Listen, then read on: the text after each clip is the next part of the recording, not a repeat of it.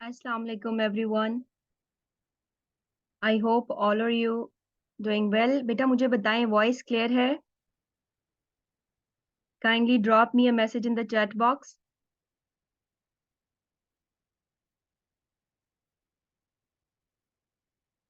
Voice clear है और screen visible है आप लोगों को?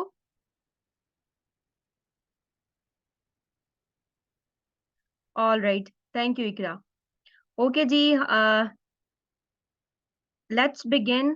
Let's have a little introduction of mine. This is Sadia Chima. I teach at Scope CSS Institution and I work at Directorate of Intelligence and Investigation, Inland Revenue Department. I basically teach two basic courses at Scope CSS. The one is World Map and the other one is Geography of Pakistan का जो subject होता है one paper related. So without wasting a single time, हम आगे चलते हैं. मैंने बेटा आप लोगों से कोर्स के जो ingredients हैं, कोर्स के कंटेंट्स हैं, वो ऑलरेडी थ्रू कोऑर्डिनेटर आप लोगों तक फ्लोट मैंने करवा दिए हुए हैं, जिससे आप लोगों को आइडिया हो जाता है कि हम क्या क्या करने वाले हैं इस कोर्स के अंदर. तो बेसिकली हमारा ये जो कोर्स है बेटे, अगर हम इसकी बेसिक्स की ऊपर बात करें कि इसको लॉन्च क्यों किया गया, तो आप जितने भी सीएसएस या पीएमएस के एस्पायरेंट्स हैं, या आप जनरल रिक्रूटमेंट का कोई एग्जाम देते हैं, लाइक आप एफआईए का कोई एग्जाम दे रहे हैं, तहसीलदार का जैसे अपकमिंग है, एयरपोर्ट सिक्योरिटी फोर्स का है, कोई आप मिनिस्ट्री ऑफ डिफेंस का कोई एग्जाम प्रिपेयर कर रहे हैं, कोई पुलिस डिपार्टमेंट का है, या वट आपका कोई जो भी आपका सब्जेक्ट स्पेशलिस्ट वगैरह के एग्जाम्स होते हैं, जनरल रिक्रूटमेंट वन पेपर जिनको उर्फे आम में कहते हैं. तो बेटा बेसिकली आपकी जो वर्ल्ड मैप की ग्रिप है, ये एक बेसिक बिल्डिंग ब्लॉक है for rest of your exams. आपका कोई भी पेपर है उसमें वर्ल्ड मैप से लाजमी कोई ना कोई क्वेश्चन आता है, चाहे वो किसी मुल्क से मुतल्लिक हो, किसी ज्योग्राफिकल रीजन के मुतल्लिक हो, या कोई टोपोग्राफिकल क्वेश्चन हो कि कुछ भी उसमें आपसे पूछ लिया जाता है. या अब आप जब एस्पायरेंट हैं, जितने भी आप डिफरेंट फील्ड्स में से आते हैं, किसी का इस्लामियत में मास्टर्स है, किसी का जो है वो सोशल साइंसेज का बैकग्राउंड है, किसी का इंजीनियरिंग का बैकग्राउंड है, तो नॉर्मली हमारी प्रैक्टिस में या हमारी डिग्रीज में वर्ल्ड मैप से रिलेटेड कोई भी मालूमात हमें नहीं दी जाती. हमें पता ही नहीं होता दुनिया कहाँ पर है, कौन सा मुल्क कहाँ पर है, कौन सा रीजन किस चीज में अच्छा है, किस में बुरा है, वर्ल्ड पॉलिटिक्स किस तरीके से चल रही है, कौन सा रीजन कितना रिसोर्स रिच है, वहां पर डोमेस्टिक पॉलिटिक्स किस तरीके से चल रही है, कोई कंट्री मिलिट्री को सफर कर रहा है, कोई इकोनॉमिकली एडवांस है, कोई टेक्नोलॉजिकली एडवांसमेंट कर रहा है, कोई डिफेंस में क्या जो है अप्रोचेस अपना रहा है. ठीक है, हमें कुछ खबर ही नहीं होती. हम क्या करते हैं, बीइंग एन एस्पायरेंट, हम स्ट्रेट अवे उठ के जाके करंट अफेयर, इंटरनेशनल रिलेशन और इस तरह की बड़ी बड़ी चीजों के ऊपर डायरेक्टली जब फॉल करते हैं, तो कुछ नहीं होता, हम सिर्फ मुंह के बल गिरते हैं. बिकॉज हमें इंटरनेशनल पॉलिटिक्स तो दूर की बात, हमें यही नहीं पता होता कि ये किस रीजन की बात कर रहा है टीचर जो हमें पढ़ा रहे हैं. हमें उस खित्ते का पता ही नहीं होता, उस खित्ते की पॉलिटिक्स, उसकी डोमेस्टिक अफेयर्स कुछ भी नहीं पता होते. तो बेटा आपका जो बेसिक बिल्डिंग ब्लॉक का मैंने इसको नाम दिया है, वो यही बात है कि जो भी बच्चे एस्पायर कर रहे हैं, उनकी सबसे फोरमोस्ट ड्यूटी क्या होनी चाहिए कि वो वर्ल्ड मैप के ऊपर ग्रिप हासिल करें. सबसे पहले तो वो एक एक खित्ते के बारे में खुद को इतना एक्वायर करें, इसकी नॉलेज बेस इसको बिल्ड करें कि उनको पता हो कि अच्छा ये फलां खित्ता है, इसमें ये इसकी अच्छाइयाँ हैं, ये बुराइयां हैं, इसकी ये वीकनेस है, ये इंटरनेशनली इतना रिलेटेड है, ये जो है वो इंटरनेशनल एरिना में अब जो है वो इग्नोर हो रहा है, या ये वाला जो है वो एडवांस कर रहा है, किस हवाले से कर रहा है, टेक में कर रहा है, सोशली कर रहा है, इकोनॉमिकली कर रहा है, पॉलिटिकली कर रहा है, इकोनॉमिकली, जैसे भी आपको पता होना चाहिए. सबसे पहली बात ये है, ठीक है. तो उसी तरीके से मैंने वर्ल्ड मैप को दो तरीके से बेटे डिजाइन किया है. एक तो जो सीएसएस और पीएमएस के एस्पायरेंट्स हैं ना, उनके लिए उनके लिए सबसे पहले क्या होगा जनाब,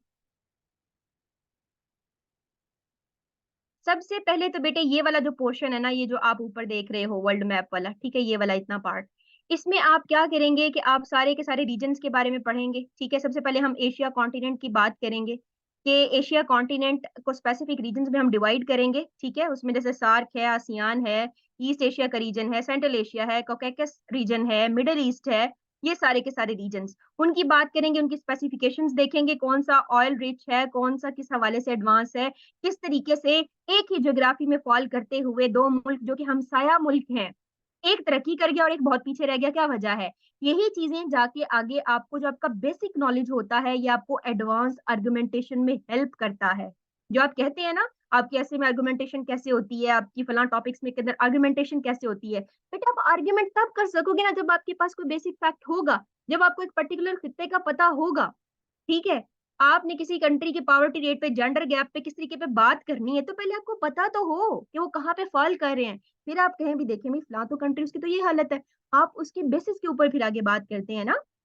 तो ना सिर्फ आपके रिटन एग्जाम्स में बल्कि इंटरव्यू के हवाले से भी बेटे आपको सबसे पहले रीजनल इंफॉर्मेशन होना बेहद जरूरी है। आपका टीचर पढ़ाते पढ़ाते बात कर रहा होता है एशिया पैसिफिक रीजन फलाना जो है ना जी, जो है वो सेंट्रल यूरोप में ये हो गया, लैटिन अमेरिका में ये हो गया, एशिया पैसिफिक में ये हो गया जी, इंडो पैसिफिक में फलाना हो गया काम, ठीक है। ईस्टर्न अफ्रीका का ये काम है, हॉर्न ऑफ अफ्रीका फलाना फलाना, इस तरह की वो बड़ी टर्म्स बोल रहे होते हैं, हमें पता ही नहीं होता। तो सबसे पहले हम ये पूरा का पूरा जो वर्ल्ड मैप का पहला आपका सेगमेंट होगा, ये वाला, इसमें हम पूरे के पूरे जितने भी कॉन्टिनेंट्स हैं ना बेटे, उनको पॉलिटिकली देखेंगे, तो वो कहाँ पर स्टैंड कर रहे हैं, किन मुल्कों की क्या-क्या सिग्निफिकेंस है, उनके इम्पोर्टेंट या सिग्निफिकेंट फीचर्स कौन से हैं, उनके करंट डोमेस्टिक हालात किस तरह से हैं, कहीं कोई कंट्री कहीं मिलिट्री कू में तो नहीं सफ़र कर रहा, कोई पॉवर्टी की वजह से तो नहीं सफ़र कर रहा, ठीक है? कोई इकोनॉमिकली तो नहीं कोलैप्स कर गया हुआ या कोई रिकवरी की हालत में है तो कितना है, कहाँ तक एडवांस कर गया हुआ है। ठीक है? ये सारी की सारी बातें हमने ऊपर-ऊपर से जो मुल्कों का एक बेसिक इंट्रोडक्शन टाइप होता है वो करेंगे। फिर दूसरा जो आपका मॉड्यूल है, ये जो आपको सारे आपने कंटेंट्स देखे होंगे, कि बेटे ये आपके वो वाले क्वेश्चन्स हैं जो सीधे-सीधे आपकी ज्योग्राफी में पूछे जाते हैं ना। आपसे पूछा जाता है कि जी फलानी माउंटेन रेंज कहाँ पर है, फलाना सी कहाँ पर है, फलानी लेक कहाँ पर है, कोई गल्फ है तो वो कहाँ पर है, फलाना पेनिनसुला बता दें जी कहाँ पर है। ठीक है, प्लेटूज़ का, डेज़र्ट्स का, ये वो वोल्केनोज़ के ऊपर, ट्रेंचेज़ के ऊपर, ये वो वाले क्वेश्चन्स हैं जो आपको सिंपल 1-1 मार्क्स में पूछे जाते हैं। और इन चीज़ों को आपने लाइटर इसलिए नहीं लेना बिकॉज़ बेटा एक-एक नंबर आपकी पोज़ीशन को, आपके पास या फेलियर को, आपके मुकद्दर को, आपकी मेकिंग और ब्रेकिंग ऑफ द करियर को डिसाइड करता है। Get get this? यहाँ तक सबको समझ आया कि आपकी कंटेंट्स किस-किस चीज़ को एड्रेस कर रहे हैं? आपका फर्स्ट मॉड्यूल बेटे पॉलिटिकल मैप को एड्रेस करेगा, जहाँ हम कंट्रीज़ की जो है वो बाउंड्रीज़ देखेंगे और उनके खुसूसी फीचर्स के बारे में बात करेंगे। और सेकंड जो आपका मॉड्यूल है, वो आपका फिजिकल मैप जिसको हम कहते हैं उसमें अर्थ के जितने भी फिजिकल फीचर्स होते हैं, मसलन एक मुल्क है ना, उसकी पॉलिटिकल इकोनॉमिक हालत जो भी है, उसके पास जो नेचुरल एसेट्स कौन-कौन से हैं? भई कितने उसके पास दरिया हैं, नदियाँ हैं, पहाड़ हैं, समंदर हैं, ठीक है, गल्फ़्स हैं, बेज़ है, फलाना जो कुछ पे फ़ॉल कर रहा है, वो इन पर्टिकुलर वो हम उस हवाले से देखेंगे कि जी दुनिया के लेवल के ऊपर, ग्लोबल लेवल के ऊपर। अब हम एक कंट्री के अंदर जब घुस जाते हैं, तो फिर तो मल्टीपल चीज़ें आ जाती हैं, बट हमने वर्ल्ड मैप में ग्लोबल स्टेज के ऊपर रहते हुए एक पूरा ब्रॉडर पर्सपेक्टिव में पूरे वर्ल्ड मैप को ग्रिप कर लेना है। लाइक आप आँखें बंद करें और आप इमेजिन कर सकें कि भई फलाना रीजन जो है वो यहाँ पर है, फलाना कंट्री फलाना रीजन में फ़ॉल करता है और उसके ये हालात हैं। जी बेटा मुझे बताएँ यहाँ तक आपको समझ आई है? एनी प्रॉब्लम हम कंटिन्यू करें आगे?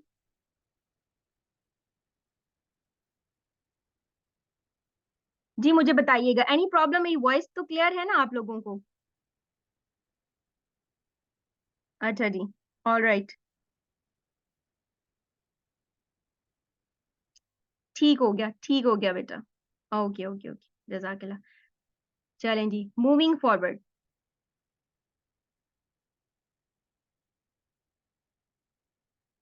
आगे चलते हैं, ये मैंने कंटेंट्स आप लोगों को ऑलरेडी सारे फ्लोट करवा दिए हुए थे।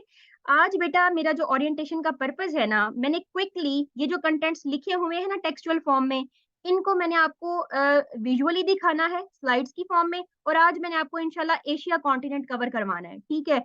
एशिया कॉन्टिनेंट आपको बड़े मज़ेदार तरीके से कवर करवाएँगे। अब आप मुझे ये बताएँ इस स्लाइड को देखते हुए कि जो दुनिया है, जो आपका ग्लोब है, अर्थ जो है, वो इसी तरीके से नज़र आती है ना? जब सूरज के गिर्द ये सारे प्लैनेट्स मूव कर रहे हैं, तो earth is one of them. तो क्या आप ऐसे कंटीन्यूअसली घूमती हुई चीज़ को पढ़ सकते हैं? हमें नहीं पता, लेट्स सपोज़ इसके ऊपर लेटर ए लिखा हुआ है और इसकी बैक साइड पे जाके लेटर बी लिखा हुआ है। हम एट अ टाइम या तो ए को पढ़ सकेंगे या बी को पढ़ेंगे क्योंकि जब तक हमने बी को देखना है, उसने घूम के इधर पहुँच चुके होना है। तो लिहाज़ा हम ग्लोब को ऐसे स्टडी नहीं कर सकते थे। हमने इसको अपनी अंडरस्टैंडिंग के लिए डाइसेक्ट किया और इसको मैप की शक्ल दी। मैप की शक्ल देके हमने सपोज़ कर लें इसको वॉल के ऊपर पेस्ट कर लिया। ठीक है? अब इसके ग्लोब के कुछ हिस्सों पे पानी है, आपको सामने नज़र भी आ रहा है। कुछ हिस्सों पे बेटे इसके पानी है और कुछ पे लैंड है।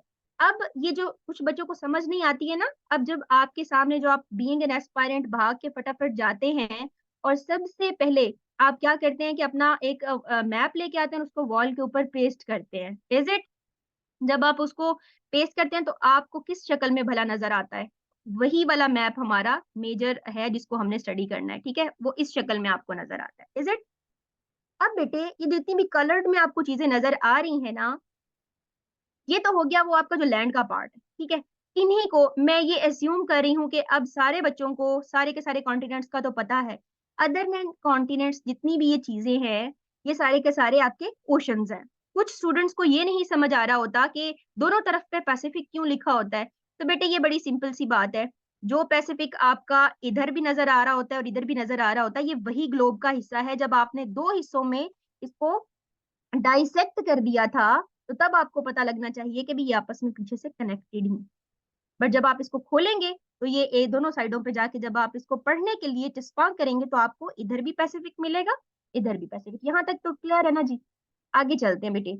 अब आप देखो कि इसमें मैं वो स्टूडेंट्स जो बिल्कुल बेसिक लेवल पर आए हैं, थोड़ा सा उनके लिए कॉन्टिनेंट्स और ओशंस को मैं थोड़ा सा इसलिए बता रही हूँ बिकॉज बेटे सबको नहीं पता होता, कि थोड़ी बहुत एम्बिग्विटी भी ना रहे। Asia, Europe, Africa, political map का जी हमारा पहला मॉड्यूल है।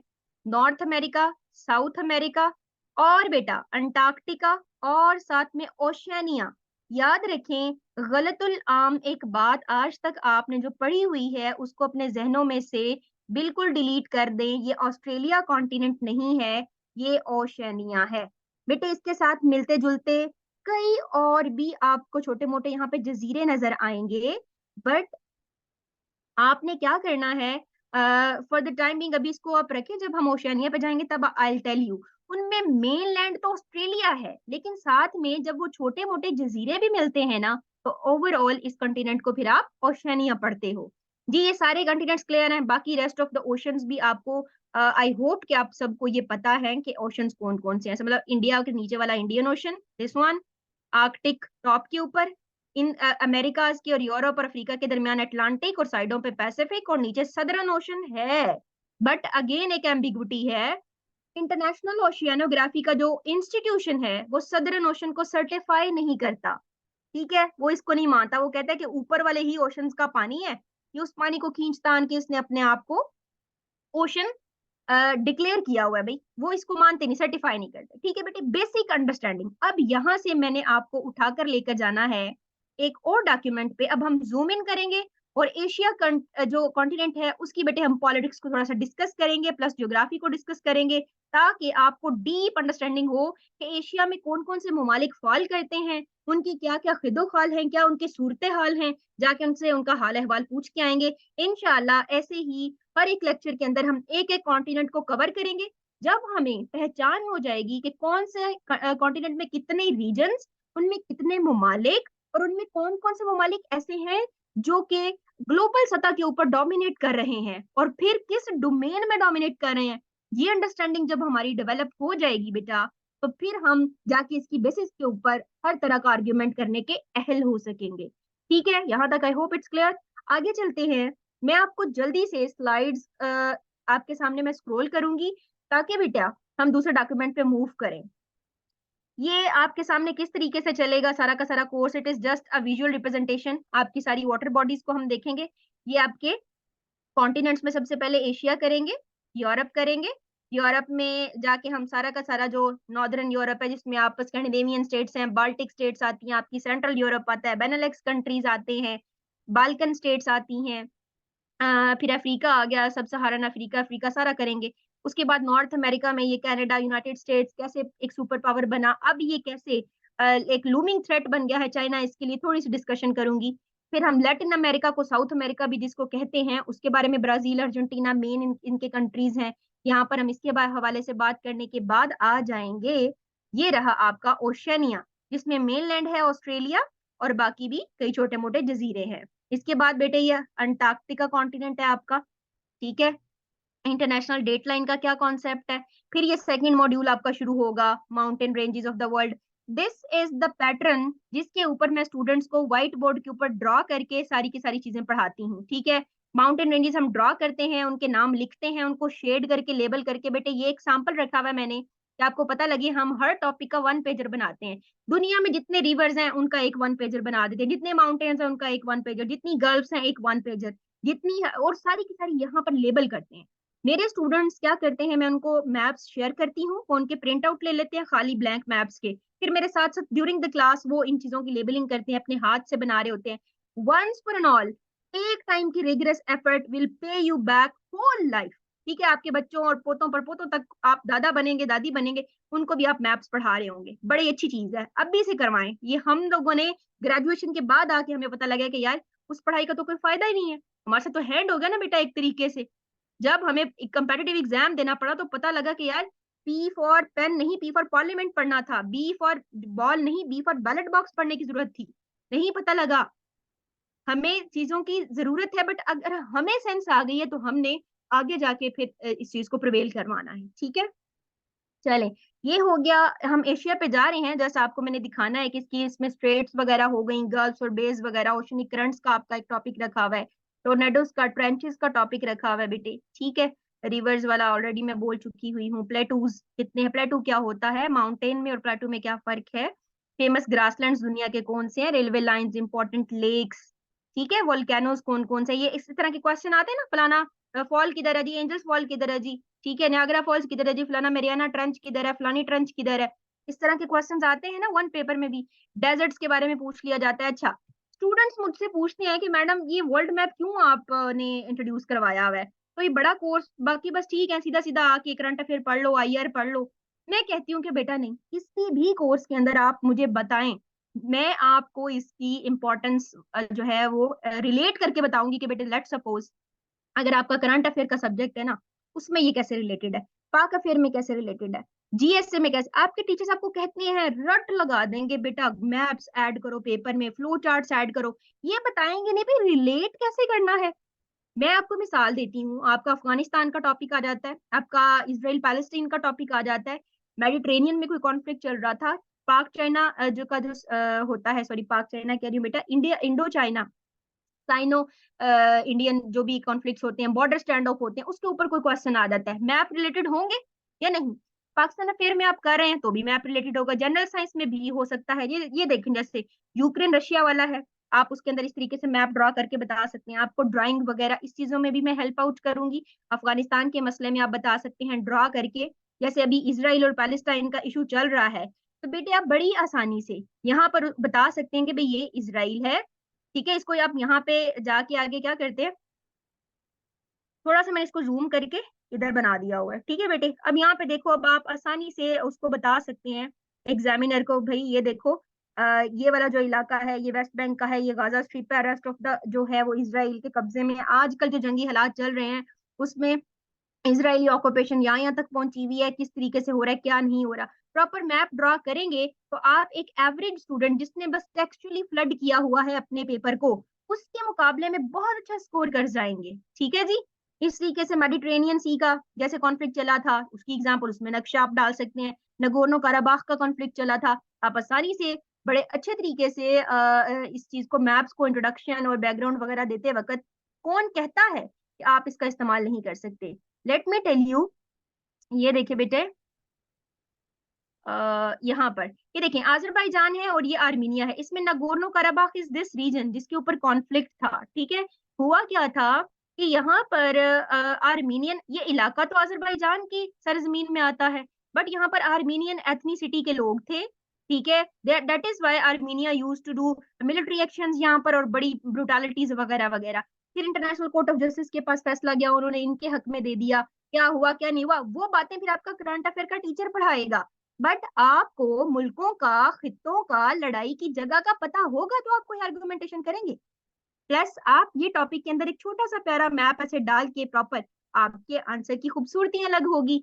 That is the thing which will distinguish you among all other candidates. वरना बच्चों सबके पास एक ही तरह का मटेरियल होता है, एक ही तरह के टीचर से पढ़ा होता है, ये वो चीजें हैं जो आपको डिस्टिंग्विश कर देती हैं अमंग मैनी। ठीक है जी, आई होप इट्स क्लियर। आगे चलते हैं और बात करते हैं जनाबे वाला। बेटे ये वो सारे के सारे, जैसे साउथ चाइना सी का इशू है, आप यहाँ पे चाइना के कंसर्न्स, फिलीपींस के, वियतनाम, इन सब के डाल सकते हैं। हिस्ट्री का कोई सब्जेक्ट आता है पाकिस्तान में, जैसे बंगाल का टॉपिक है, उसमें आप मैप्स ऐड करें। एम्बिग्विटीज आपकी, जैसे कुछ बच्चों को नहीं पता, कुछ लोग लंदन को एक मुल्क कह देते हैं, कुछ लोगों को यूके में और ग्रेट ब्रिटेन में फर्क नहीं पता लग रहा होता, एशिया पैसिफिक नहीं पता लग रहा, इंडो पैसिफिक रीजन का नहीं पता लग रहा होता। ये सारी की सारी एम्बिग्विटीज मैं आपकी दूर करूंगी। फिर वो एसोसिएशंस जिनको आप रट्टा लगाते हो, आसियान, सार्क, पता नहीं कौन कौन से एमबीबीएस पेन और फलाना फलाना पेन जैसे फार्मूले बनाते हैं, जरूरत ही नहीं रहेगी। आपको इस तरह टेक्निकली मैं चीजें यहाँ पे याद करवाऊंगी बेटे, की कोई जरूरत नहीं रहेगी, ठीक है। फिर ये आपके कुछ फिजिकल मैप से रिलेटेड टॉपिक्स हैं, अर्थ के वो लैटिट्यूड लॉन्गिट्यूड से रिलेटेड, वो आपको थोड़े से मैं बताऊंगी ऑन योर विश, अगर आप लोग कहेंगे तो प्राइम मेरिडियन वगैरह, वरना हमारा जो मेजर फोकस है वो आई हैव टोल्ड यू जीएसए में। अच्छा, ये एक स्लाइड बड़ी मजेदार है बेटे, ये आपको पता है क्या बताती है? आपका नक्शा आपको सब्जेक्ट रिलेटेड इल्म देने के अलावा क्या करता है? It will tell you why in specific parts of the earth people have this colour skin tone, या इस तरह का क्या है, क्लाइमेटिक रीजंस है, कहीं पर एक्सटेंसिव रेनफॉल्स हैं तो कहीं पर खुश्क सहरा है। क्या वजह है? आपको पता है कि जो नीग्रोज होते हैं उनकी स्किन बड़ी हेल्दी होती है, ऑन कंट्रारी जो व्हाइट पीपल होते हैं their skin is more cancer prone, पता है ना? ये डेनमार्क की एक काउ है, आप सोच रहे होंगे गाय कहाँ से आ गई वर्ल्ड मैप में। 100 लीटर्स मिल्क पर डे। इन्हीं की एक हेन है, उसका नाम है, नाम मेरे जहन से स्किप हो गया। 365 डेज में से 364 डे वो जो है वो अंडे देगी। उनकी पोल्ट्री में से क्या खास चीजें खाती हैं इनकी पोल्ट्री की जो चीजें हैं, ठीक है। हमारे यहाँ तो मुर्गी एक दफा अंडा देती है तो पूरा जो है ना 5 दिन उस पर मिनिस्टर लग के बैठ जाती है, किसी को हाथ नहीं लगाने देती भाई। क्यों ऑस्ट्रेलिया वगैरह के जंगलात में आग पकड़ जाना एक नॉर्मल फिनोमेना है, ठीक है। इसके अलावा ये साइक्लोन्स वगैरह इनके क्या इम्पैक्ट्स हैं, सारी की सारी इंफॉर्मेशन मैं कहती हूँ कि व्हाट नॉट, आपका वर्ल्ड मैप आपको हर लिहाज से एनरिच करता है, ठीक है जी। ये सारी बातें करने के साथ साथ बेटे इसका ले स्क्रीनशॉट, कल से हमारी रेगुलर क्लास है, आज तो आपकी डेमो है, ठीक है। Those who are interested they can register by contacting on this number, ये जो आपको मैं हाईलाइट कर देती हूँ, ठीक है। ये आप स्क्रीनशॉट डन करें ताकि मैं आपको एशिया वाली फाइल पे लेके जा सकूं। आज हम एशिया कॉन्टिनेंट को एक्सप्लोर करेंगे, उसको हम प्रॉपरली जो है वो एक्सप्लोर करके उसके सारे रीजन पढ़ के आज मैं आपको एशिया पूरा इंशाल्लाह उसका जो एक एरियल व्यू है वो हम लेने में कामयाब हो सकेंगे। जी बेटा स्क्रीनशॉट डन कर लिया। फ्राइडे टू संडे हमारी क्लास हुआ करेगी, 4:30 से 6 बजे तक का टाइम है। होपफुली हम 1 घंटे में लेक्चर अपना कंप्लीट कर लिया करेंगे, ठीक है। और ये आपका कोऑर्डिनेटर का नंबर नोट करें और प्लीज लेट मी नो ताकि मैं दूसरी आपसे फाइल शेयर कर लूँ। जी बेटा ले लिया है स्क्रीनशॉट सबने? अच्छा जी, बिल्कुल फातिमा, एक्सीलेंट आंसर। कोमल बिल्कुल। अच्छा बेटे मेरी जो क्लास पढ़ाने का तरीका है ना,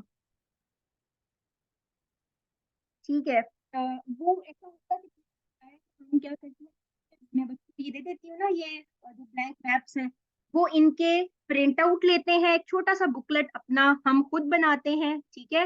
और फिर उसके ऊपर बच्चे खुद से लेबल कर रहे होते हैं। बेटे वर्ल्ड मैप की कौन सी स्लाइड्स होंगी मुझे बताओ? अगर आपने जीके पढ़ना है ना तो मार्केट भरी पड़ी है बुक से, हम यहाँ पर सारा कुछ लाइव ही करते हैं, ड्यूरिंग क्लास अपनी बुकलेट खुद डिजाइन करते हैं, ठीक है। अगर आपने स्टूडेंट के रिव्यूज देखने हो या प्रैक्टिस देखनी हो तो you can go and check my insta page, वहां पे फीडबैक्स भी मौजूद हैं, सारा कुछ है।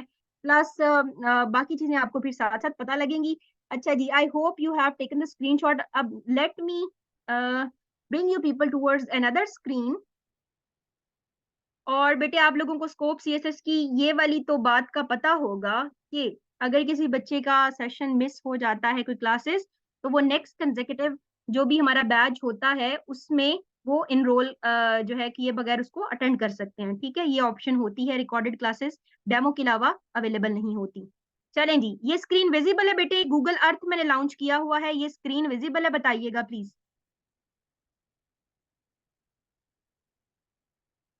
हाँ जी बेटे क्लियर है? हेलो।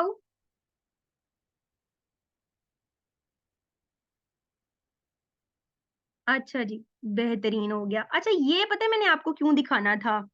पर्पस ये है कि आपका जो गूगल अर्थ दिखाने का पर्पस ये है कि इस तरीके से आपका ग्लोब है ना, ये समझ लें स्पेस में मैंने आपको दिखाने की कोशिश की है। हाँ वेरी गुड। मेरा मकसद क्या है कि देखो कुछ पता नहीं ना लग रहा कहाँ पर पानी है, कहाँ पर इंडिया है, कहाँ पर पाकिस्तान है तो सारा कुछ इधर ही है। ये साइडों पे स्पेस है, ठीक है। और यहाँ पर बाकी प्लैनेट्स के साथ साथ जो हमारा है ना, वो बेटा प्लैनेट अर्थ है। ठीक है, प्लैनेट अर्थ में अब ये वाला मुझे दिखाने की जरूरत भला क्यों है? Let me tell you. बेटा प्लीज मेरी स्क्रीन पे एनोटेट ना कीजिएगा। अच्छा जी, बेटे अब देखो, अभी आप लोगों को कोई पहचान नहीं है। अब मैं आपको बता सकती हूँ कि बेटा ये देखो, ये ना अफ्रीका है। अब आप लोगों को कैसे पता लगेगा? अंधा ही मान ले आओगे, जो कि हमारा लॉजिक और रैशनल से तो ताल्लुक है नहीं, चुपचाप मान लोगे। टीचर तो सही कह रही होंगी कि ये अफ्रीका है। आपको अभी नहीं पता। मैं कहती हूँ बच्चों ये अरेबियन पेनिनसुला है। अच्छा ठीक है। बच्चों ये ना इंडियन, ये देखो ये ना इंडियन ओशन है। ओके मैडम मान लिया। ये है अटलांटिक ओशन। अच्छा, ये ऊपर मेडिटेरेनियन सी है बेटा इसकी। अभी मुझे ये चीजें कैसे फिंगर टिप्स पे पता है? आई वॉन्टेड यू पीपल कि आप भी इतने एक्सपर्ट बने। अब यहाँ पे नहीं पता लग रहा ना बेटे, जिन बच्चों को ये नहीं था ना समझ आ रहा कि दोनों साइडों पे पैसिफिक क्यों दिखाया होता है नक्शे के, उस आपकी क्यूरी को रिजॉल्व करने के लिए मैंने अर्थ, जो गूगल अर्थ है ना, इसका ये वाला वेरिएंट लॉन्च किया ताकि आप लोग देख सकें। लाइक ये देखें आप। अब ये देखिए बेटे, जब मैं इसको दो हिस्सों में तकसीम करूंगी, ये अटलांटिक ओशन है, इसके एक तरफ ये अफ्रीका है, ये अमेरिका है। ठीक है। अब आप देखो, मैंने स्क्रीन पे अगर इसको चश्मा करना है, ठीक है, तो मैं क्या करूंगी? इसको सेंटर में डाइसेक्ट कर दूंगी ऐसे। अब देखो, एक हिस्सा इस तरफ है, एक हिस्सा इस तरफ है। जब खोल के चिपकाना है तो समुद्र ने भी तो दो हिस्सों में बंटना है ना। लेकिन इन रियल क्या है कि ये ओशन तो एक एक यूनिट है, एक सिंगल चीज है आपस में। ये बात समझ आई है? अब बेटा इसको दिखाने का बस यही पर्पस था कि आपकी वो बड़ी मेजर क्यूरी होती है, बच्चों की बड़ा खपते हैं इस बात पे, तो मैं उनको ये बता सकूं। क्लियर है ना? आ जाए जी, हम चलते हैं अगली फाइल पे, एशिया। ये मैंने बस आपको इसीलिए दिखानी थी। अब आपने मुझे बताना है कि आपको, just give me a minute. अब आपको बेटे लेके चलते हैं एक नेविगेबल वेबसाइट के ऊपर, जहां पर आप ये देखेंगे गूगल मैप्स। ठीक है। आपको कौन सी स्क्रीन शो हो रही है, प्लीज मुझे बताइएगा।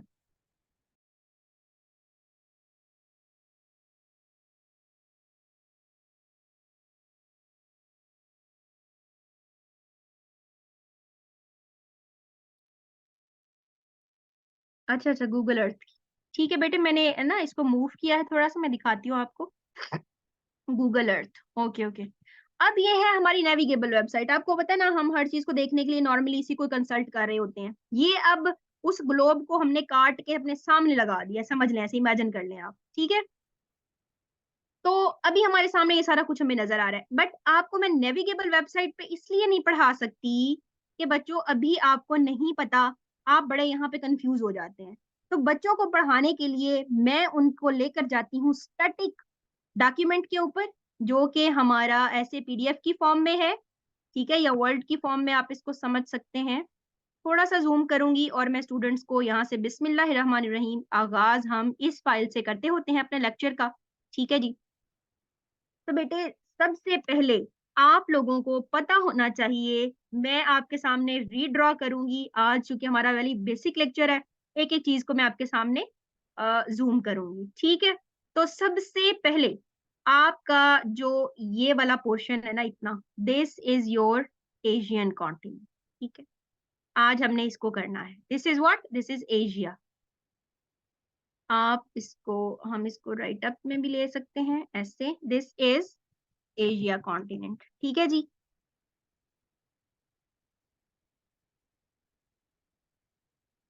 एशिया। ठीक है, एशिया के बाद इसके साथ ही you will find out the next one, which is Europe. ये छोटा सा है, ये एक ही सुपर कॉन्टिनेंट पे मौजूद है, बट अब हमने इसको कॉन्टिनेंट तो अलग ही काउंट करना है ना। ये यूरोप है। This one is Africa. ये देखते जाइएगा बेटे साथ साथ। This one is north America. This one is south America. नीचे है आपका Antarctica. And this one is including Australia is Oceania. ठीक है, कोई परेशानी यहाँ तक? ये मैं आपके सामने रीराइट इसलिए कर रही हूँ, कोई गलती ना लगे बच्चों को। अफ्रीका। आज we are going to discuss Asia in whole, dissect करेंगे। दिस इज बेटे नॉर्थ अमेरिका। अच्छा, कुछ बच्चे इतनी फनी बात करते हैं, वो कहते हैं मैडम जो कनाडा है वो यूरोप में है। मतलब इनोसेंट होते हैं, अभी नहीं देखते हैं जिन चीजों को। मैं तो वर्ल्ड मैप को CSS PMS की ABC होमवर्क के तौर पे करवाती होती हूँ। ठीक है। ये बड़ा जरूरी है बेटे, अंटार्कटिका। आप कहीं से भी कर लें, इंटरनेट से कर लें, कोई मुझे एतराज नहीं है, या ऐसा नहीं है बेटे, बट इसको करें जरूर, इस पे ग्रिप बहुत जरूरी है। और शैनिया, ठीक है जी। बाकी सारा का सारा जो सफेद में हिस्सा नजर आ रहा है, समझ लें वो सारा का सारा पानी है, ठीक है। पानी में अब आपको सारे मैंने ओशंस भी ऑलरेडी भी दिखाए हैं, अगेन मैं आप कहते हैं तो बता सकती हूँ, मुझे कोई मसला नहीं है। This is Indian. ऊपर क्या है? आर्कटिक, ये हम बचपन से पढ़ते आ रहे हैं। ये क्या है? अंटार्कटिक। साइडों पे क्या है? पैसिफिक। और नीचे कौन सा है? सदरन, जिसको कोई मानता है और कोई नहीं मानता। सारे जो नहीं मानते आर्ग्यूमेंट क्या बनाते हैं, कहते हैं अटलांटिक का ही पानी नीचे आ रहा है, यहाँ से इंडियन का पानी नीचे आ रहा है, यहाँ से पैसिफिक का पानी नीचे आ रहा है। भाई तुम कहाँ से ओशन बन गए? अपना पानी है कोई? ऊपर से ऊपर वालों के ले रहे हो ना, तो उसको मानते ही नहीं बेचारे को। वेल, इसके बाद हम अभी हमने जूम इन किया है जनाब एशिया पर। तो एशिया को हम अब इन पर्टिकुलर पढ़ेंगे। जब भी मैं आपको रेफर करवा रही हूँगी एक सिंगल कॉन्टिनेंट, तो प्लीज ये बात जहन में जरूर रखिएगा कि हम कहाँ पर फिर हैं। तो बेटे सबसे पहले मैं इतना इलाका आपका जो ये वाला है ना, ये वाला, इसको मैं करने लगी हूँ जूम, ठीक है। इसको हम तोड़ फोड़ के देखेंगे।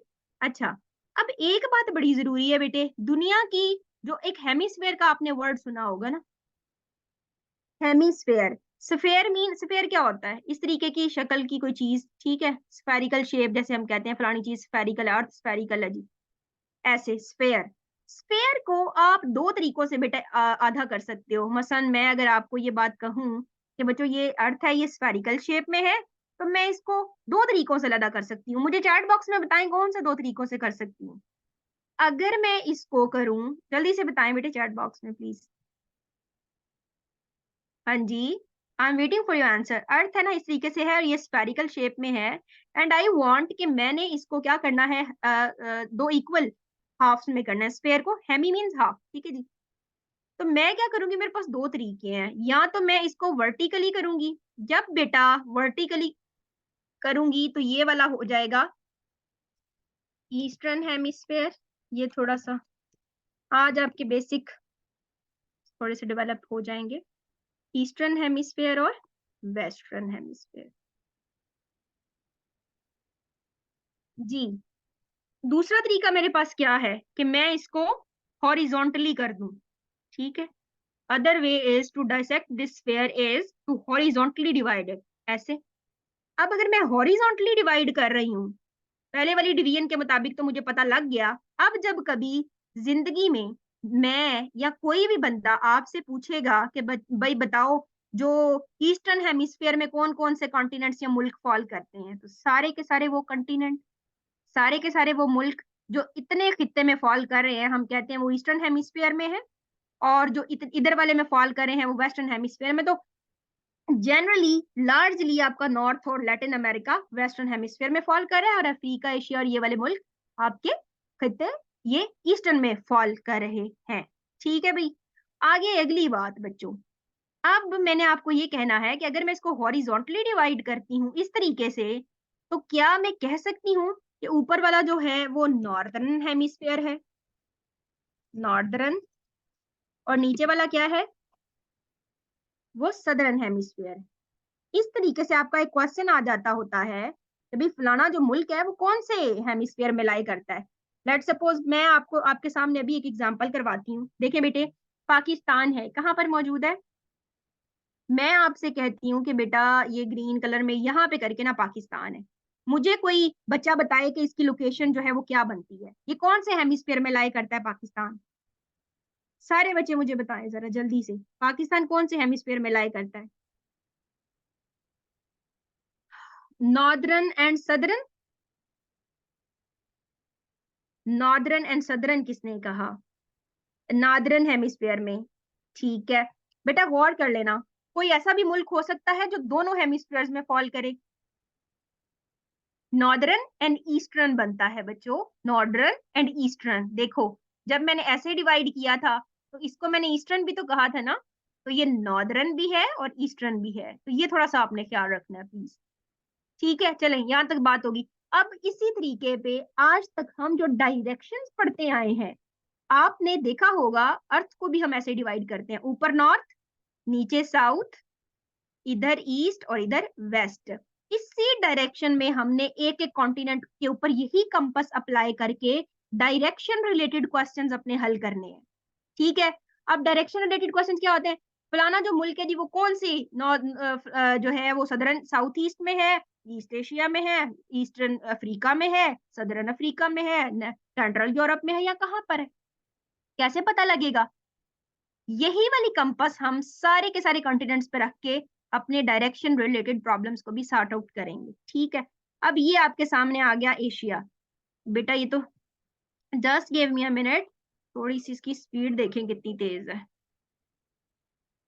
अच्छा जी, ये आपके सामने मैंने एशिया को थोड़ा सा जूम किया है।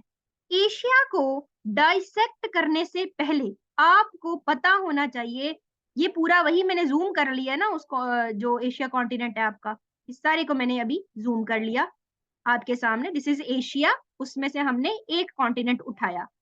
अब एशिया के ऊपर, एशिया के अंदर ऊपर हम कंपास भी अप्लाई करेंगे, जिससे हमें पता लगेगा ये ऊपर वाले मुल्क नॉर्थ एशिया में, नीचे वाले साउथ एशिया में, दाएं जानब वाले ईस्ट एशिया में, और बाएं जानब वाले वेस्ट एशिया में फॉल करेंगे। कोई एतराज किसी को यहां तक? अगर मैं कहूं कि ये पूरा एशिया है और जो ऊपर ये सारे मुल्क हैं, दिस इज,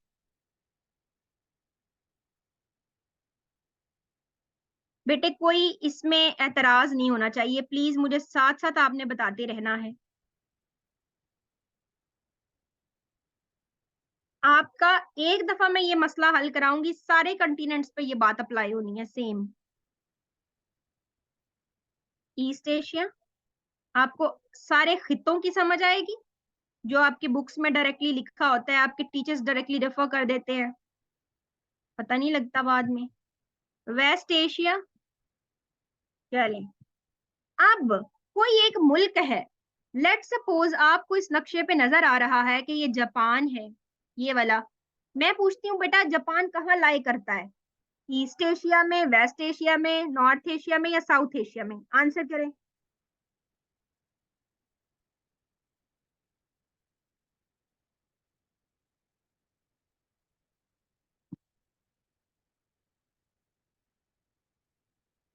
ईस्ट एशिया में बेटा। ठीक है, हाँ, ईस्ट एशिया में। अगर मेरे एमसीक्यूज में ना नॉर्दर्न का भी था नहीं लफ्ज, तो आपने ईस्ट एशिया कहना है। अब अगर इस तरह का कोई क्वेश्चन आता है जिसमें बेटे आपको कोई ऐसा कंट्री पूछ लेते हैं, कोई ऐसा कंट्री, आप देखें इसके सीधा सीधा और भी कई मुमालिक हैं, बट कोई ऐसा कंट्री जो एग्जैक्टली exactly ना तो ईस्ट में है ना साउथ में है, ना एग्जैक्टली इस सिमत में बैठा है ना इधर बैठा है, वो या तो ईस्ट और साउथ के दरमियान में बैठा हुआ है, या वो ईस्ट और नॉर्थ एशिया के दरमियान में यहाँ कहीं बैठा हुआ है, या फिर वो नॉर्थ और वेस्ट एशिया में कहीं बैठा हुआ है, या बच्चों वो बैठा हुआ है साउथ और वेस्ट एशिया के बीच में। मिसाल के तौर पे एक मुल्क आपको दिखा रही हूँ, यमन। ठीक है, यमन। अगर आपने ये बताना हो कि this is the country Yemen, इसकी डायरेक्शन बतानी हो, तो अब आप कैसे बताएंगे? एक और मुल्क मैं आपको बताती हूँ, let suppose this countries Cambodia और वियतनाम साथ साथ ही हैं, इनकी डायरेक्शन आपने बतानी हो तो आपके पास क्या जवाब है? इस सूरत हाल में जिस खित्ते के दो खित्तों के दरमियान ये मुल्क लाई कर रहा होगा, आपने उन दोनों के अमेलगम से इस बात की डायरेक्शन को असेस करना है। मसलन अगर ये कंबोडिया है ना कंट्री, तो ये इसकी डायरेक्शन क्या बनेगी बेटे? South east Asia. अगर ये यमन है तो ये साउथ और वेस्ट एशिया के बीच में है, तो इसकी डायरेक्शन क्या बनेगी?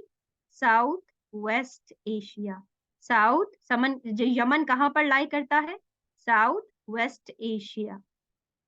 इस तरीके से कोई ऐसा मुल्क जो उन दोनों के बीच में हो, तो नॉर्थ ईस्ट एशिया। इस तरीके से नॉर्थ वेस्ट एशिया। यही कंपस, यही तरीकाकार हर एक कॉन्टिनेंट पे अप्लाई होगा। I hope I am clear. एक और बात बेटा, जो आपकी ये पोल्स की होती है ना, लोकेशंस, डायरेक्शंस, जैसे नॉर्थ पोल होता है और साउथ पोल होता है, जब आपने अमेलगम बनाना है ना, तो पोल की डायरेक्शन को हमेशा पहले आपने रखना है। ये असूल है, ये स्टैंडर्ड है, इसमें कोई दो राय नहीं है। मसलन मैं कंबोडिया की लोकेशन को साउथ ईस्ट एशिया क्यों बता रही हूँ? मैं ईस्ट साउथ एशिया भी तो कह सकती हूँ, बट नहीं कह सकती, पहले पोल की डायरेक्शन आएगी। I hope I am clear. यहां तक सबको मामला साफ है, समझ में आया है? तो मैं अब एशिया को पर्टिकुलरली बताने लगी, तो कंपस के हवाले से बताया ना, आप पॉलिटिकली बताते जरा एशिया में कितने खित्ते हैं। ठीक है जी, चलें, क्लियर है? चलें जी बेटे आगे। अब देखें, सिंपली यहाँ पे मैंने कलर्ड मैप इस्तेमाल करके भी बच्चों को दिखाने की कोशिश की है कि वो आराम से खित्तों को पहचान जाएं। हम शुरू कर रहे हैं अपने खित्ते से। पाकिस्तान जिस रीजन में है उस रीजन को कहते हैं साउथ एशिया। ये पूरा का पूरा रेड में लाई कर रहा है। ठीक है, जस्ट अ मोमेंट।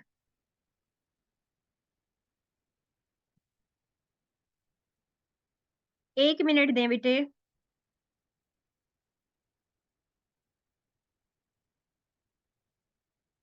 अच्छा जी, ये देखें, सबसे पहला है आपका खिता यहाँ पर, उसको आपने मेरे साथ साथ हाईलाइट कर लेना है।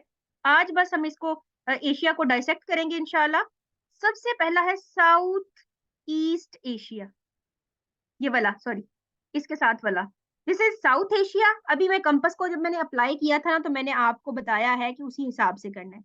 ब्लू कलर में है south east Asia, orange colour में है सारा का सारे मुल्क जितने भी हैं, ये है ईस्ट एशिया। ऊपर पर्पल कलर में एक सिंगल कंट्री है विच इज रशिया, जो भी ग्लोबली बड़ा रेलिवेंट हुआ है due to Ukraine Russia war. और ये देखें, ये पूरा का पूरा नॉर्थ एशिया में अकेला ही शेर है भाई, लाई कर रहा है। ग्रीन में जो रीजन नजर आ रहा है इसको कहते हैं बच्चों सेंट्रल एशिया।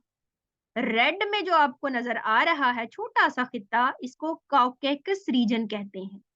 येलो में जो आपको नजर आ रहा है ये सारा का सारा खिता मिडल ईस्ट कहलाता है। ठीक है, चलें मेरे साथ साथ रीराइट करें इन रीजन्स को ताकि आपको पता लगे। South Asia, south east Asia. अब आपको बेटे डायरेक्शंस में कोई मसला तो नहीं आ रहा ना, पता लग रहा है ना? अभी हमने अगला स्टेप क्या करना है, हमने ईस्ट एशिया, बेटे इनके अंदर मुल्क अब हर खित्ते के पढ़ेंगे ना फिर। ठीक है, north Asia, central Asia, central Asia. ठीक है जी, सेंट्रल एशिया के बाद कॉकेकस रीजन, या उर्दू में कोहकाफ का इलाका। ठीक है, इसको हम क्या बोलते हैं? कॉकेकस, कॉकेसस भी बोलते हैं, कॉकेसस रीजन और मिडल ईस्ट। ठीक है बेटे, ये वो सारे इलाके हैं, इनके अलावा कोई ऐसा इलाका एशिया में फॉल नहीं करता। ठीक है, अब मैं आपको मोटा मोटा बताऊं ना, हमने वैसे तो एक एक मुल्क करना है इधर।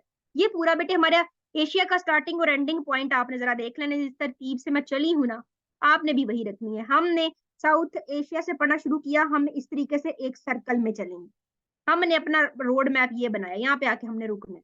मैंने बीच में कोई दाएं बाएं नहीं गई, मैंने अपना एक प्रॉपर सर्कल रखा है। ठीक है, अब सुने, आपने अगर आज तक नक्शे के बारे में कुछ नहीं सुना हुआ, कम अज कम आपको इतना पता होगा कि जनाब जब जिक्र होता है ना, साउथ एशियन ममालिक कौन कौन से हैं? पाकिस्तान, इंडिया, अफगानिस्तान, फलाना फलाना, बांग्लादेश, ठीक है, नेपाल, भूटान। ठीक है यार, सार्क ममालिक कौन से हैं? ये साउथ ईस्ट एशिया में कौन से मुल्क आते हैं यार? वो इंडोनेशिया मलेशिया नहीं है उस तरफ, थाईलैंड, ये वियतनाम, ये सारे मुल्क। अच्छा अच्छा, ठीक है। यार ईस्ट एशिया के मुल्क कौन से? अच्छा, जापान, नॉर्थ साउथ कोरिया, अच्छा चाइना वगैरह। Okay okay okay.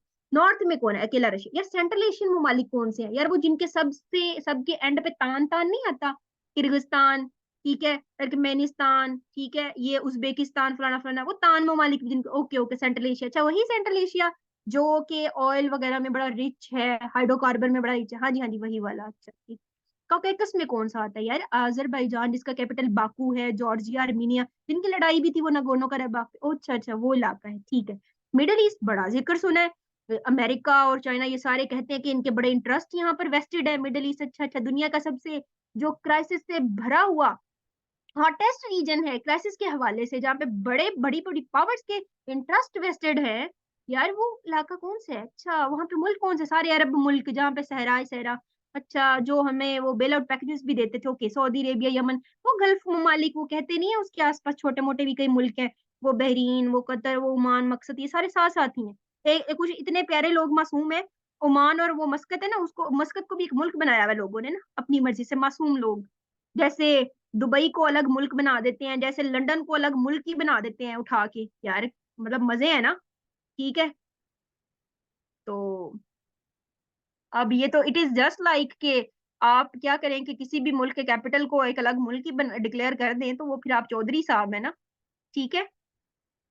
हाँ, सेंट अलीशा तो मैंने आपको बता दिया। हुँ, हुँ, हुँ। मैम थैंक यू हीरा जज़ाकल्लाह मैम आपके पढ़ाने की मेथोडोलॉजी एग्ज़ाम्पलरी है। I am loving thank you जज़ाकल्लाह फॉर योर लव। इंशाल्लाह you will enjoy learning.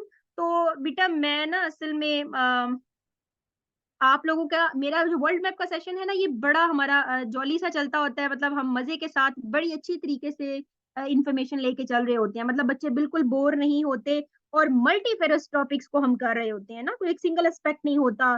Simultaneously कोई इंटरनेशनल लॉ का कॉन्सेप्ट आ गया, मैं उसको टच कर देती हूँ, कोई हिस्टोरिकल डेवलपमेंट थी, उसको ज़िक्र कर देते हैं, कोई लेटेस्ट चीज़ है, तो उसका हम ज़िक्र कर लेते हैं। तो वो बच्चों को अच्छा लगता है। तो कोई इसमें एक लेबरस एफर्ट है ही नहीं, ना कोई बड़ी बुक्स आपने पढ़नी है, ना कोई बड़ा डाटा है, ना कोई आपने कुछ रटा मारना है, नथिंग। विजुअल चीज़ें हैं, कलर्ड हैं, वैसे भी आपका जो ब्रेन होता है वो पिक्टोरियल इन्फॉर्मेशन को जल्दी पिक करता है, ठीक है? तो जनाब वाला इसलिए हमने इसका ये वाला तरीका ऑप्ट किया हुआ है, ठीक है बेटे? चलें, इंशाल्लाह you will enjoy learning. That's my promise कि आप आँखें बंद करेंगे और हर रीजन और हर मुल्क को इमेजिन करके उसकी सूरत-ए-हाल, अहवाल सब कुछ आप मिनटों में जान-पहचान लिया करेंगे। That is my motive to deliver this course to you people. अच्छा भई, बेटे आप अगर मैं आपको इसका एक और साइड दिखाती हूँ। सबसे पहले ये तो हमने एशिया को पूरे को डाइसेक्ट कर लिया। अब अगर मैं बच्चों को कहूँ कि यार मैं आपको इस नक्शे पे लेके चलती हूँ इस पे, ये दूर से ज़रा मुझे पहचान के बताओ आप लोग। सारे बच्चे चैट बॉक्स में मैं ना ऐसे करूँगी, एनसर्कल करूँगी।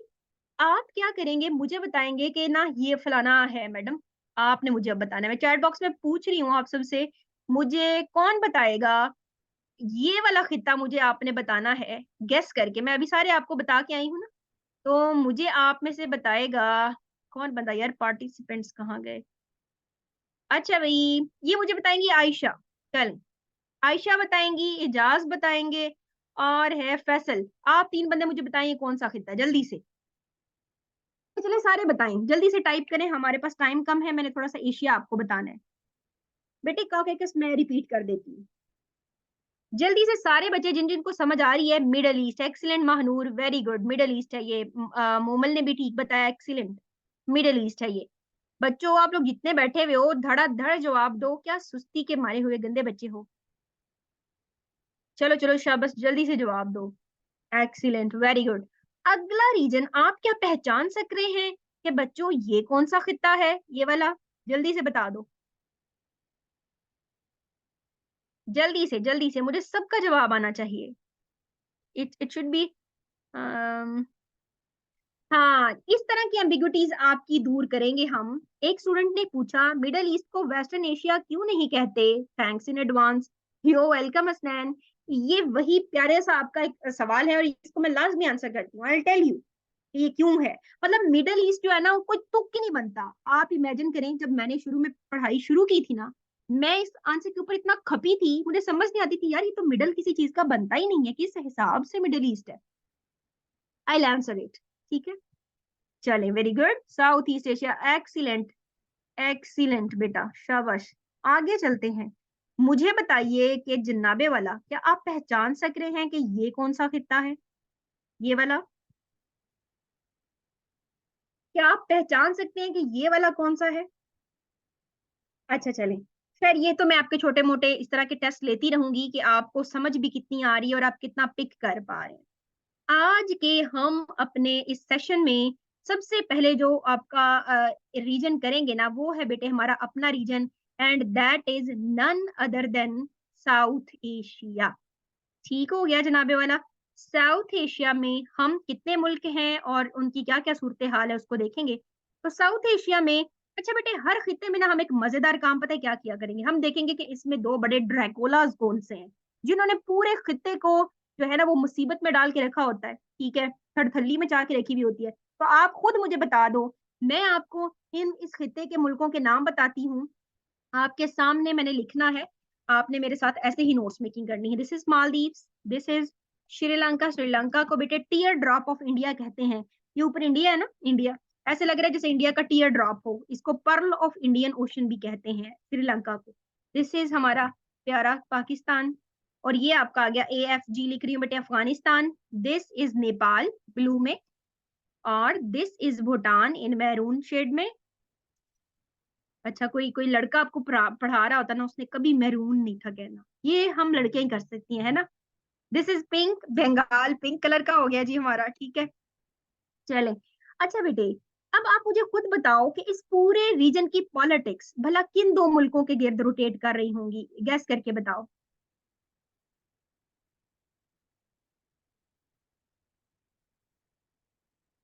वेरी गुड साद, वेरी गुड।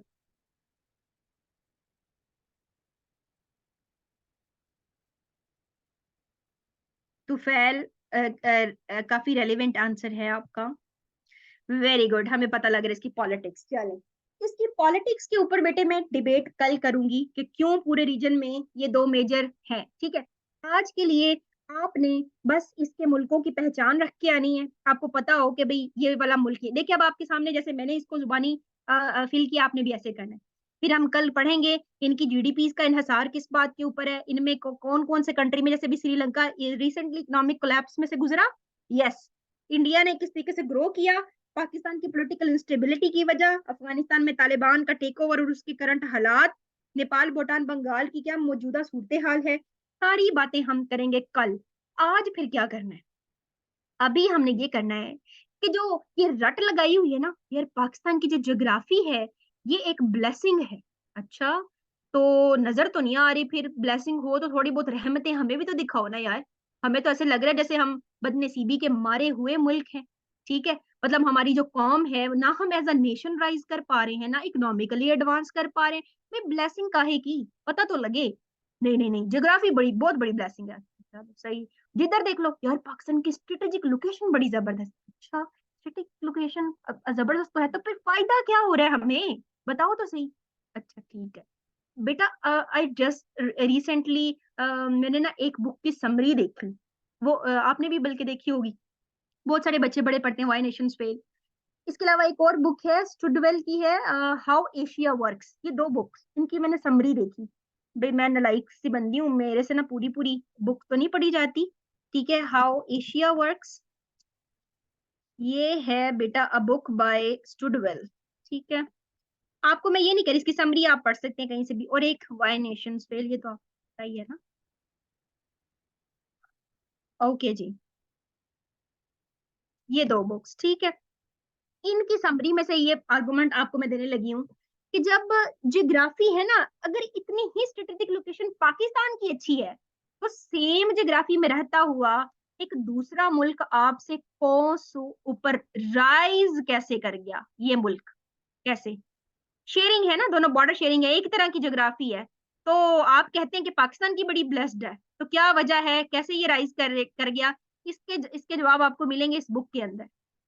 ये बंदा, इस बुक का जो बेटे ऑथर है, वो कई नेशंस की एग्जांपल देता है जो एक जैसी टोपोग्राफी ज्योग्राफी शेयर करते करने के बावजूद मुख्तलिफ हालात में रह रहे हैं। एक है नेगोल स्टेट उसकी है ना, यूनाइटेड स्टेट्स की, उसकी एग्जांपल देता है, ठीक है बेटा। एक है अमेरिका की, यूएस की दो states border, US Mexico border, ठीक है। इसके ऊपर नीचे बिल्कुल साथ साथ, मतलब आप समझ लें कि चाचे ताए रहते होंगे, जैसे पाकिस्तान अफगान बॉर्डर के इधर उधर हो ना, ऐसे यूएस मैक्सिको। एक है नॉर्थ और साउथ कोरिया, इन दो की एग्जांपल देता है। और एक हमारे रीजन की, वो कहते हैं नॉर्थ साउथ कोरिया एक एक टाइम था ये यूनिफाइड था, लेकिन आज नॉर्थ कोरिया स्ट्रगल कर रहा है और साउथ कोरिया दुनिया में इतनी तरक्की कर गया हुआ है।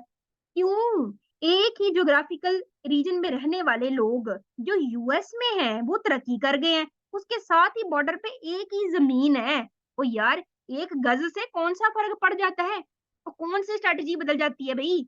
तो बच्चों, वो ये बंदा कहता है कि ज्योग्राफी शिग्राफी कुछ नहीं होती, आपके इंस्टीट्यूशन होते हैं जो आपको एज अ नेशन डेवलप करने में प्राइज जो है वो हेल्प आउट करते हैं बेटा। तो बड़ी मजेदार किताब है।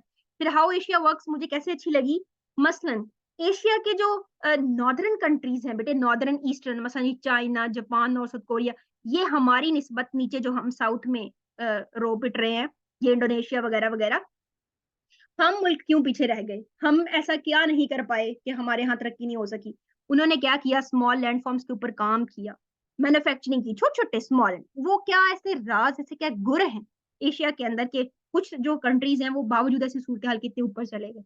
वेल, सारी बातें होती रहेंगी। मैं थोड़ा सा आपको बता दूं ना, जो बंदे ये कहते हैं कि यार ये ब्लेसिंग है, पहले मैं जरा उनको पकड़ लूं। अच्छा, वो भला क्या बातें करते हैं, थोड़ा सा मैं उनको भी कहती हूँ कि यार चलो सही है, तकरीबन अच्छी बात ही करते हैं, इतनी भी बुरी नहीं है। Let me take you to the navigable website. अच्छा चलें, इसी पे रहते हैं, रुके जरा, आपको ना उसमें फिर ज्यादा ऊपर नीचे जाना पड़ेगा, इसमें ही चलते हैं। अच्छा बेटे ये देखो, ये वाला, हाँ ये नक्शा देखना जरा। अब आप देखें, मैं आपको थोड़ा सा उनकी आर्गुमेंट भी साबित कर देती हूँ, ठीक है? I hope it's clear. थोड़ा सा जूम करवाएं मुझे, ऐसे। ये है आपका पाकिस्तान, ठीक है जनाबे वाला। और ये देखें, उनका ये कहना है कि भाई बीबी साहिबा, ये देखें जो आप हमारे पीछे हाथ धो के पड़ी हुई हैं, पाकिस्तान ऐसे ब्लेसिंग है। मैं तो मासूम बंदा हूं, मैं तो बस कहती हूँ भी ब्लेसिंग नजर आनी चाहिए भी हमारे ऊपर, क्या है इसका असर क्या है। ये देखें, वो ये कहते हैं कि दिस इज पाकिस्तान। और एक और बड़ा आर्गुमेंट बड़ा आजकल दे रहे हैं, वो कहते हैं ट्रांजिट कॉरिडोर। वो ट्रांजिट, एक वो जो है ना, वो पूरी दुनिया की रेल पे लगा सकता है पाकिस्तान, हर एक की मजबूरी है पाकिस्तान। अच्छा, आप लोगों को कोई मुंह नहीं लगा रहा और आप मजबूरी है लोगों की, ठीक है? वेल, आगे हम चलते हैं, बात करते हैं किस तरीके से इस चीज को वो आर्ग्यूमेंटेशन करते हैं, देखें जरा। नो डाउट बेटे, आपकी गवर्नेंस के इश्यूज हैं, आपकी विलिंगनेस का प्रॉब्लम है, ठीक है? ये सारी चीजें जब आपकी स्टेट की विलिंगनेस होगी तो चीजें बेहतर हो सकती हैं, इसमें कोई ऐसी बात है नहीं। But depends upon your elitism, ये सारा कुछ जब साइडलाइन होगा तो कुछ होगा। This is Pakistan. वो ये कहते हैं कि बीबी साहिबा, कोई दुनिया में इतना ऐसा मुल्क आप हमें दिखा दो जिसके पास इतनी जो है ना वो, उसका जो टेरिटोरियल वाटर्स और उसके पास इतना बड़ा स्पेशल इकोनॉमिक जोन हो। वो सॉरी, ऐसी चीज कह रही हूँ बेटे, ये होता नहीं है जो टेरिटोरियल वाटर के आगे तक इंटरनेशनल लॉ का कॉन्सेप्ट, इतने इतने पानी तक आप जाके नेविगेशन कर सकते हैं। सी जो आपका ओशनिक फ्लोर है उसमें जाके आप अपनी मादनियात की सर्चिंग वगैरह कर सकते हैं, ये वो कहते हैं ये देखो यार, इधर एक ये मुल्क है, हर मुल्क के नीचे ना पानी होता है। शुरू में जो मुल्क होते थे वो बस लैंड के ऊपर अपनी हुकूमत को करते थे ना, कि ये हमारा मुल्क, इधर इधर से लेके इधर हमारा इतना मुल्क है, अच्छा इधर ना कोई आए, ये अच्छा। फिर कहने लगे यार ये तो पानी भी जो है इसमें को भी कब्जे में लेना चाहिए, हमें खतरा है। कहने लगे इधर से लेके इतना ना हमारा पानी है। इससे सबर ना बना और आजकल कहने लग गए हैं ये जो इधर से लेके इतना है ना ये हमारा आसमान है, इसमें से जिसने जहाज गुजारना है हमारी इजाजत लेनी पड़ेगी। अच्छा भैया, इसके आगे क्या बचता है? सारा कुछ कब्जे में ले लिया ना मुल्कों ने, अब आहिस्ता आहिस्ता हुआ ही डेवलप। वो कहते हैं ये देखो एक ये मुल्क है, बहरीन है यहाँ पर, बहरीन के सामने व्हाइट वाला छोटू सा पानी है, ये पर्शियन गल्फ है। ये ईरान है, इसको भी पानी चाहिए, इसको भी चाहिए, बेचारों की औकात ही नहीं है, फंस फंस के इनकी कश्तियां गुजरती हैं यहाँ से, एक टाइम में एक गुजरती है। यार तुम लोगों के पास इतना खुला समंदर, इतने मल्टीपल ऑप्शंस ट्रेड के, अनलिमिटेड, एक ब्लेसिंग। हमने कहा अच्छा, बदकिस्मती हमारी कि एक ही इंटरनेशनल डेवलप्ड कराची पोर्ट, उसके लेवल की बाकी कितनी हमने की, एक आधी चलो चाइना कर रहा है, मेहरबानी उसकी, थैंक यू। आगे चलते हैं।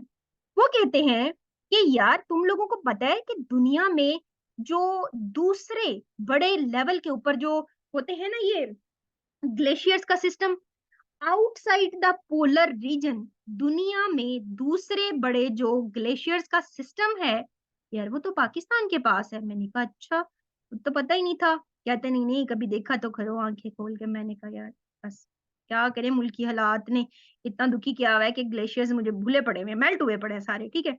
यहाँ पे इतना बड़ा ग्लेशियर्स का सिस्टम है कि आपकी जो पूरी की पूरी एग्रेरियन इकोनॉमी, अगर आप उनको डैम्स बना के प्रॉपरली यूटिलाइज करें तो कहाँ पे जा सकते हैं, आपकी एनर्जी क्राइसिस सारा कुछ खत्म हो जाएगा। अच्छा, एक ब्लेसिंग, ठीक है? यानी पूरी दुनिया में polar region, north pole, Arctic और अंटार्कटिक में जितनी बर्फ है ना, उसके बाद दूसरी बड़ी बर्फ का मजमुआ जखीरा पाकिस्तान के पास है। अच्छा अच्छा यार, वाकई ब्लेसिंग तो है। ओके, अगली बात बताओ। दुनिया में 7,000 मीटर से बुलंद कई पहाड़ी चोटियों में से जो 5 से 7 हैं, वो सिर्फ पाकिस्तान में हैं।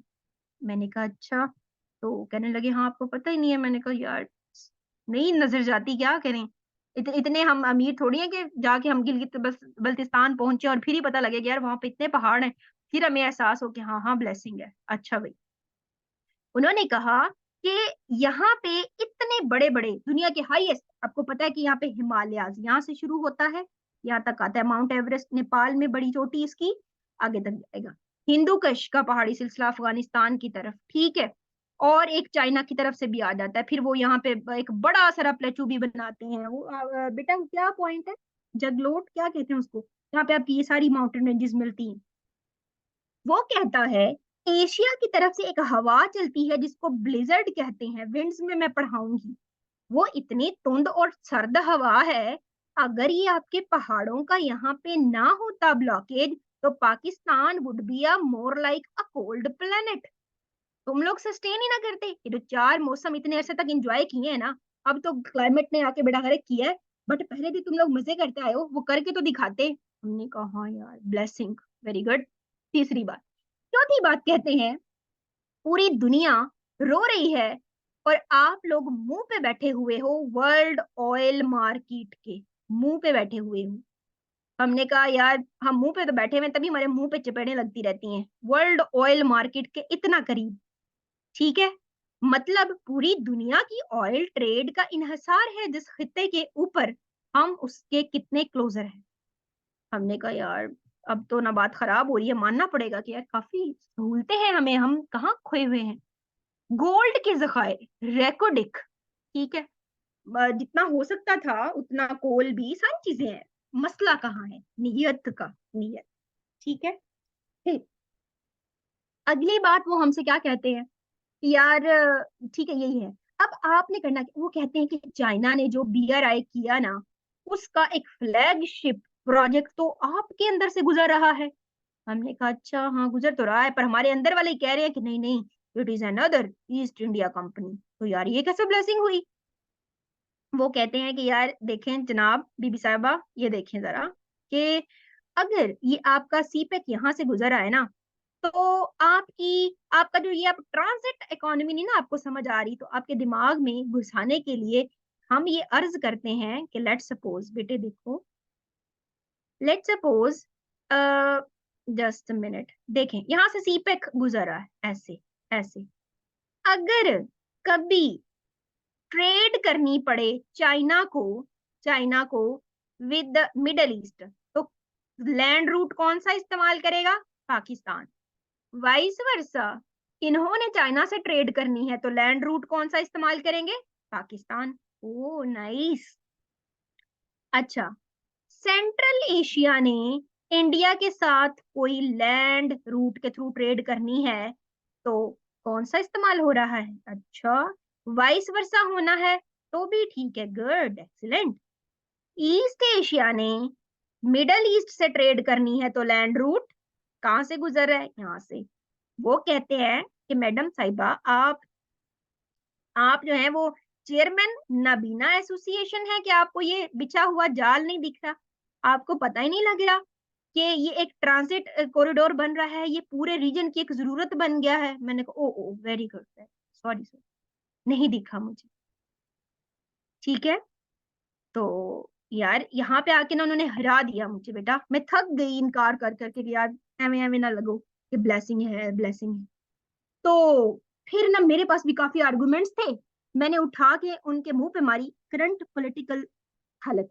किसी भी मुल्क की इकोनॉमी की हालत दुरुस्त करने से भी पहले उसमें उसके पॉलिटिकल हालत तो बेहतर हो, और कहीं बैठ जाओ मिलके बात करोगे तो पॉलिसी फॉर्मुलेट करोगे ना। जब मिलके बैठने वाले ही उठ के एक दूसरे के कॉलर खींच रहे हैं, ठीक है, तो फिर क्या किया जा सकता है बेटे, ठीक है। तो ये थी सारी सूरत हाल। हम कल बात करेंगे पाकिस्तान के नेबरिंग कंट्रीज के हवाले से, इसकी रिलेशंस के हवाले से, इसकी स्टैंडिंग, और इस रीजन में इंडिया पाकिस्तान के रिलेशंस की वजह से स्टेबिलिटी कैसे आ सकती है और साथ कैसे एक फंक्शनल ऑर्गेनाइजेशन बन सकती है।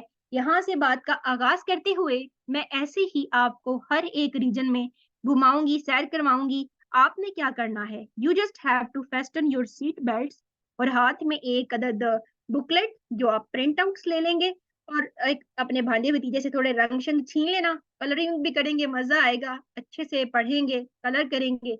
और वंस फॉर एंड ऑल फिर आपकी जो है ना वो नस्लें पढ़ेंगी आपसे कि यार ये हमारी दादी ने, ये दादाजी ने हमारा देखो नक्शे क्या खूब बना रखे हैं। कितना एक अच्छा अच्छा इम्पैक्ट जाएगा ना। वैसे तो दादा दादी बेशक जहान के निकम्मे हो, बट आपकी बुकलेट उठाएंगे ना, मजा आएगा कि यार वाह वाह वाह क्या ड्राइंग है। आप यकीन करें, मेरे भतीजे ने मुझे एक दिन कहा कि ना फूफो कोई अच्छी सी ड्राइंग बना दे, मुझे कख बनाना नहीं आ रहा था, मैंने उसे पकड़ के नक्शा बना दिया। ठीक है, वो बड़ा इंप्रेस हुआ। मैंने कहा यार मतलब ये हालात है मेरे कि मुझे ड्राइंग में कुछ भी नहीं आ रहा था एक्सेप्ट दिस ना, क्योंकि मेरी एक्सपर्टीज थी तो बस इसी में आ गया। Just on a lighter note ये मैं बात कह रही हूँ बेटे, ठीक है, कल इंशाल्लाह फिर हम इसको मजीद कंटिन्यू करेंगे। पॉलिटिकली हर एक रीजन को फिर मैं आपको ईस्ट एशिया में आसियान ममालिक पढ़ा के, चाइना शाइना, इनका राइज, इनकी तरक्की की थोड़ी बहुत वजूहात, मतलब मिक्स चीजें बता रही हूँ। रट्टा लगाना कुछ नहीं है, लिखना कुछ नहीं है, बस जो है ना वो तवज्जो से सुनना है और हैंड फ्री लगा के। और एक अर्ज, आपने ओपन लेक्चर नहीं सुनना, क्योंकि मेरी स्पीड काफी ना 150 किलोमीटर पे जा रही होती है, तो मेरे स्टूडेंट्स का एक स्टैमिना है, तो घर वाले सुन के बेहोश ना हो जाए, इसलिए खुद ही सुने खुद ही हजम करें। इंशाल्लाह आप लोग इंजॉय करेंगे और बहुत कुछ लर्न करेंगे। स्मॉल पैकेट, ठीक है, छोटा पैकेट बड़ा धमाका, ओके। तो बेसिक बिल्डिंग ब्लॉक है, अगर आप न्यूली एस्पायर करे हैं for your comparative exam, so this is a one stop solution for rest of the problems, okay. ठीक है जी बेटा, और कोई क्वेश्चन है तो I am here to answer, otherwise जो है वो कल फिर इंशाल्लाह रेगुलर क्लास में आपसे मुलाकात होगी। जी बेटा, एनी क्वेश्चंस? हैंड रेज करें या करें तो बुक में आप क्या चाहते हैं, मुझे मैसेज आप करें। ठीक है, बाकी कोई क्लास रिलेटेड मसला है, कुछ भी है? अच्छा हाँ, मिडिल ईस्ट का एक बच्चे ने क्वेश्चन पूछा। अच्छा बेटे, उसकी कई लॉजिक्स हैं, तो उनमें से एक जो सबसे ज्यादा मुझे अच्छी लगी, मैं कौन सा कोई जाके जो है ना वो उस टाइम के इंग्लिस्तान के बाबे से मिल सकती हूँ, यार बताओ ना तुमने क्यों इसका ना ये नाम रखा। तो मुझे पता तो कोई नहीं लगा, आपकी तरह मैं भी बेचारी भटक रही थी, इंटरनेट पे ढूंढ रही थी वजूहात, कई मिली, उनमें से एक मिली, ये मुझे अच्छी लगी। फिर मैं स्टूडेंट्स को ये बताती होती हूँ कि ना बेटा उस टाइम पे एक्सप्लोरेशन की तो सबके पास कैपेसिटी नहीं थी ना, तो यूके साहब जो थे ना ये हर जगह पे पहुंच रहे थे, कॉलोनाइज किया हुआ था इन्होंने दुनिया को ऐसे। ये है, ये रहा आपका यूके, यूरोप में है ना यूके, इंग्लिस्तान, गोरे, जिनकी बाकियात हम आज तक भुगत रहे हैं। यार बच्चों, शशि थरूर इंडियन ऑथर हैं, उनकी एक बुक है डार्कनेस टाइप, यार क्या था, darkness in the sub continent, या पता नहीं इस टाइप की वो बुक है, मैं आपको टाइटल बताऊंगी। क्या मजे की उन्होंने बात की है। मैं आज तक ना मैं बड़ा इस लॉजिक को ना सब्सक्राइब करती थी, कहते थे गोरे आए वो आपको इंफ्रास्ट्रक्चर बना के दे के गए।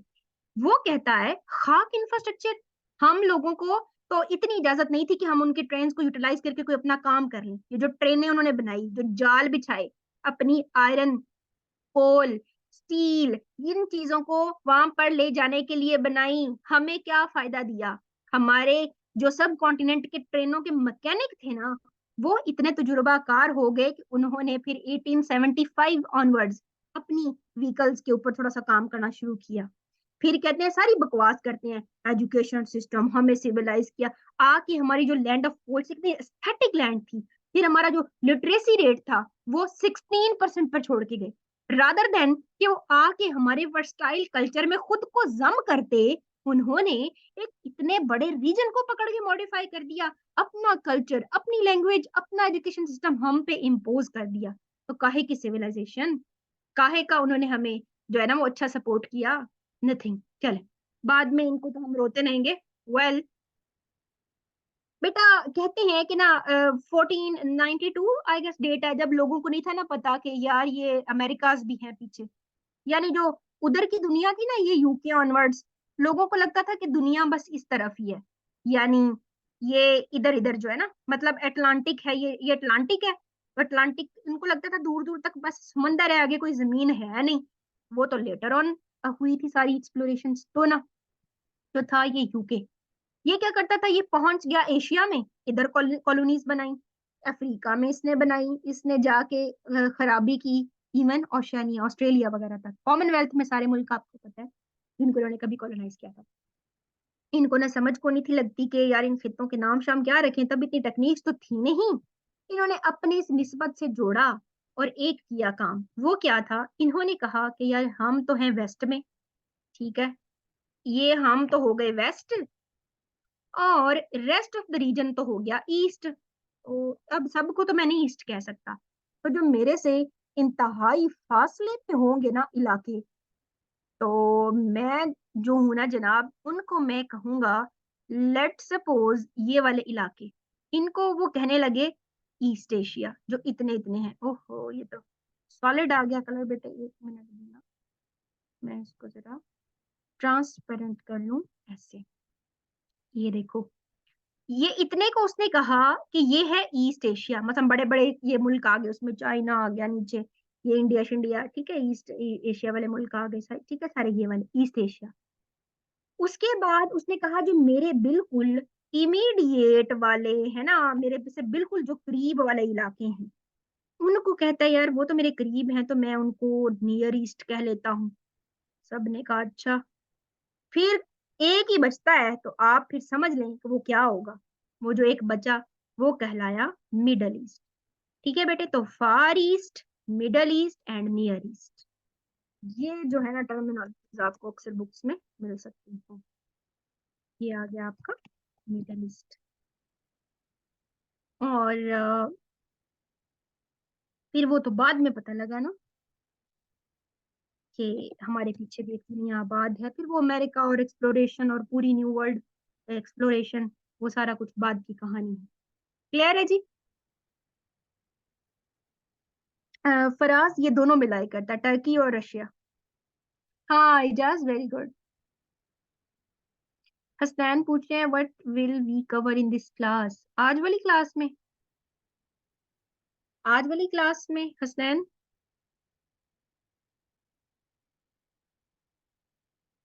बेटा it was an orientation class.